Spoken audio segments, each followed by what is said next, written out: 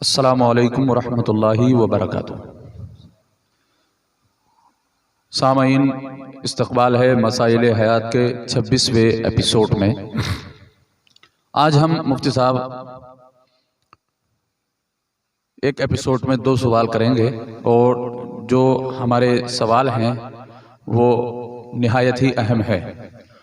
تو ہم اپنی عوام سے گزارش کرتے ہیں کہ ویڈیو کو آخر تک دیکھا کریں اور ویڈیو کو شیئر ضرور کیا کریں، اور نئے ہیں چینل پر تو چینل کو سبسکرائب بھی کیا کریں۔ دیکھیے، اب ہم جو سوال مفتی صاحب سے آج کرنے والے ہیں پہلے آپ کو بتا دیتے ہیں۔ پہلا سوال مفتی صاحب یہ ہے، کیا کئی لوگوں کا ایک ساتھ میں بلند آواز سے قرآن مقدس پڑھنا کیسا ہے؟ اور دوسرا سوال ہمارا یہ رہے گا، کیا واٹس ایپ پر کیے گئے سلام کا جواب دینا واجب ہے یا نہیں؟ تو پہلے سوال کی طرف چلتے ہیں۔ کیا کئی لوگوں کا ایک ساتھ ایک ہی جگہ پر ایک ہی مجمع میں بلند آواز سے قرآن پڑھنا ایک ساتھ کہاں تک درست ہے، کہاں تک درست نہیں ہے؟ ہماری عوام کے سامنے جواب عنایت فرمائیں۔ السلام علیکم ورحمۃ اللہ تعالی وبرکاتہ۔ لک الحمد یا اللہ والصلاة والسلام علیک یا سیدی یا رسول اللہ صلی اللہ تعالی علیہ وسلم۔ دیکھیے مفتی صاحب، آپ جانتے ہی ہیں، میں عوام اہل سنت کو بتا دوں، کلام مقدس کی تلاوت کے متعلق مسئلہ یہ ہے کہ کلام مقدس جب کہیں پڑھا جائے تو باقی لوگوں کو سننا واجب ہوتا ہے۔ اگر نہیں سنیں گے تو وہ گناہگار ہوں گے، کیونکہ واجب کا ترک لازم آئے گا اور واجب کا چھوڑنا یہ گناہ ہے۔ تو کئی لوگوں کا ایک ہی مجلس میں کلام مقدس بلند آواز سے پڑھنا یہ منع ہے۔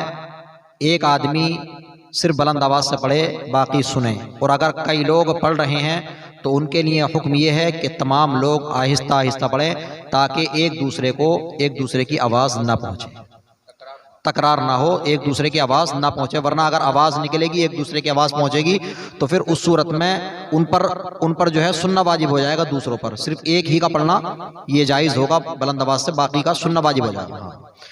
اب مسئلہ آتا ہے مدارس اسلامیہ کے اندر، مدرسے جہاں پر قرآن خوانی ہوتی ہے، یہ جگہیں جو ہوتی ہیں، تو میں مدرسے کے بارے میں بتا دوں، جہاں پر تعلیم حاصل کرتے ہیں بچے، پڑھتے ہیں، تو وہاں پر علماء اکرام نے اس چیز کی اجازت دی ہے کہ وہاں پر چونکہ اگر آہستہ یاد کریں گے، حفظ میں ہم نے بھی کیا، آپ نے بھی کیا ہے، اور سب جانتے ہیں کہ حفظ اگر بچہ جب یاد کرتا ہے تو اگر آہستہ آہستہ یاد کرے تو یاد نہیں ہونے والا۔ جب تک بلند آواز سے یاد نہ کرے، اس کو رٹے نہیں، جب تک رٹے گا نہیں بلند آواز سے، تب تک یاد نہیں ہوتا ہے کلام مقدس۔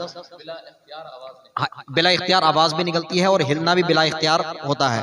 تو اس جگہ پر علماء اکرام نے اجازت دی ہے، مدارس اسلامیہ کے اندر جو کلام مقدس پڑھا جاتا ہے، بچے یاد کرتے ہیں سبق، تو وہاں پر ان طلبہ اکرام کو اجازت ہے کہ وہ تمام طلبہ اکرام جتنے وہاں پر ہیں سب بلند آواز سے پڑھ سکتے ہیں۔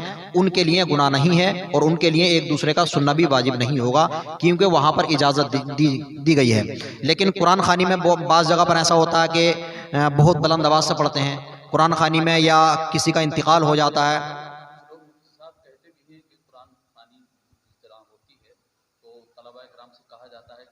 جی مجبور کیا جاتا ہے بلند آواز سے پڑھو قرآن خوانی کے اندر، اور اسی طرح کسی کا انتقال وغیرہ ہو جاتا تو وہاں پر قرآن خوانی ہوتی ہے، اپنا کلام مقدس پڑھواتے ہیں یا سورہ یاسین وغیرہ پڑھواتے ہیں، تو بلند آواز سے کئی لوگ ایک ساتھ میں پڑھتے ہیں، جو کہ نہایت ہی غلط ہے، یہ جائز نہیں ہے۔ اگر بلند آواز سے پڑھا جا رہا ہے کلام مقدس، قرآن خوانی ہو یا کسی کے انتقال پر، تو صرف ایک آدمی کو بلند آواز سے پڑھنے کی اجازت ہے، باقی کو سننا واجب ہے۔ تمام لوگوں کو بلند آواز سے پڑھنے کی اجازت نہیں ہوگی، اور کلام مقدس کو قرآن خوانی کے اندر جو پڑھا جاتا ہے وہ مجبور کیا جاتا ہے، وہ مجبور کرنا غلط ہے کسی کو بلند آواز سے، آہستہ پڑھنا وہاں پر چاہیے، کلام مقدس آہستہ پڑھنے کی اجازت ہے قرآن خوانی وغیرہ میں۔ تو اس چیز کا خاص خیال رکھنا چاہیے ہر انسان کو۔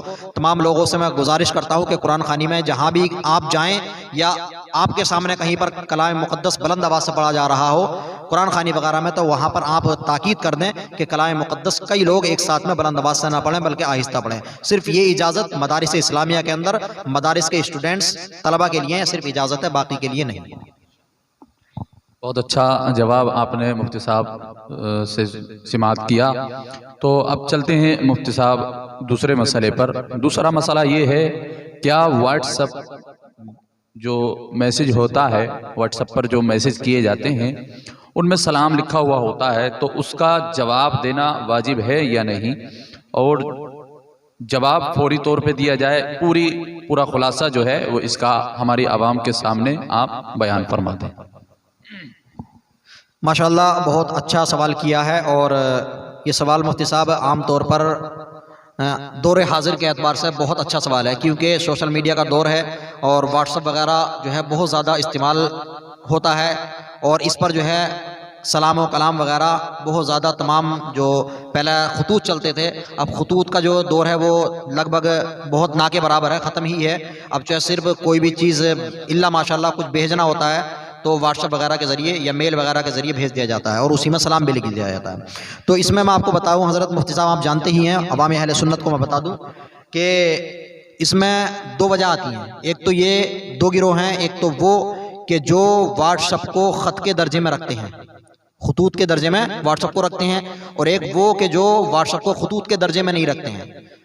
جو واٹس ایپ کو خطوط کے درجے میں رکھتے ہیں ان کے نزدیک جو ہے واجب ہو جائے گا سلام کا جواب دینا، اور جو لوگ واٹس ایپ کو خطوط کے درجے میں نہیں رکھتے ہیں ان کے نزدیک واجب نہیں ہوگا، البتہ دینا بہتر ہے ان کے نزدیک بھی. ہاں، تو جو لوگ اکثریت یہی ہے کہ واٹس ایپ کو خطوط کے درجے میں رکھا گیا ہے، چونکہ جو کام خطوط سے ہوتا تھا وہ واٹس ایپ سے ہو رہا ہے آج کل. تو جب سلام واٹس ایپ پر کیا جائے، کوئی سلام کرے تو اس صورت میں سلام کا جواب دینا واجب ہو جاتا ہے. اور حضور اعلیٰ حضرت رحمۃ اللہ تعالی علیہ فرماتے ہیں کہ اگر خط کسی کا ملے تو اس میں تاخیر نہ کی جائے، جب سلام اس پہ دیکھے لکھا ہوا تو فوراً جواب دے دے، کیونکہ خط جو ہے فوراً تحریر نہیں کیا جاتا اس کا جواب. تو اگر فوراً جواب تحریر نہیں کر رہے ہیں تاکہ فوراً جواب لکھ دیں سلام کا، تو حکم یہ ہے، حضور اعلیٰ حضرت فرماتے ہیں کہ کم سے کم اس وقت جب خط پڑھے تو فوراً زبان سے اس کا جواب دے دے. تحریری طور پر جب خط لکھ رہا ہے تب جواب دے دے، ورنہ تاخیر کرے گا تو گناہ گار ہوگا.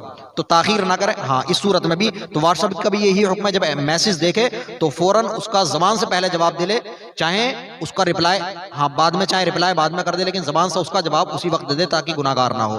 تو لہٰذا واٹس ایپ پر جو سوال آتا ہے، سلام آتا ہے، اس سلام کا جواب دینا یہ واجب ہے. اور ان لوگوں کے نزدیک بھی جو واٹس ایپ کو خط کے درجے میں نہیں رکھتے ہیں ان کے نزدیک بھی بہتر ہے کہ جواب دے دیا جائے.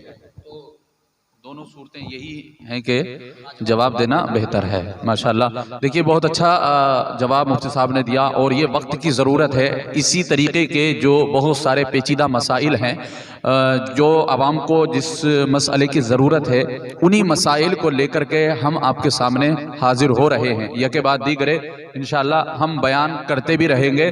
تو جی ماشاءاللہ میں آپ کو بتا دوں عوام اہل سنت کو کہ مفتی صاحب جو گروپ ہوتے ہیں، ایک تو پرسنلی سلام کا جواب دینا، سلام آیا، اور ایک گروپ میں اگر کسی نے سلام کیا، گروپ میں بہت سارے لوگ ہوتے ہیں تو یہ مجلس والا حساب ہوتا ہے. مجلس میں اگر بہت سارے لوگ بیٹھے ہوئے، کسی نے آ کر کے سلام کیا تو اب مجلس کے تمام لوگوں پر جو ہے جواب دینا واجب نہیں ہوتا ہے، بلکہ اگر کسی ایک نے بھی دے دیا تو سب بری ذمہ ہو جاتے ہیں. تو وہی حساب گروپ کا بھی ہے.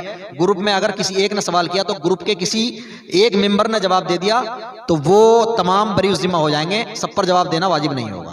یہ میں آپ کو وضاحت، جواب دے دیں تو بہتر ہے سب، لیکن اگر نہیں بھی دیں گے تب بھی بری ذمہ ہو جائیں گے، ایک نہیں دے دیا تو میں یہ بتانا ضروری سمجھا، میرے ذہن میں آ گیا گروپ والا معاملہ.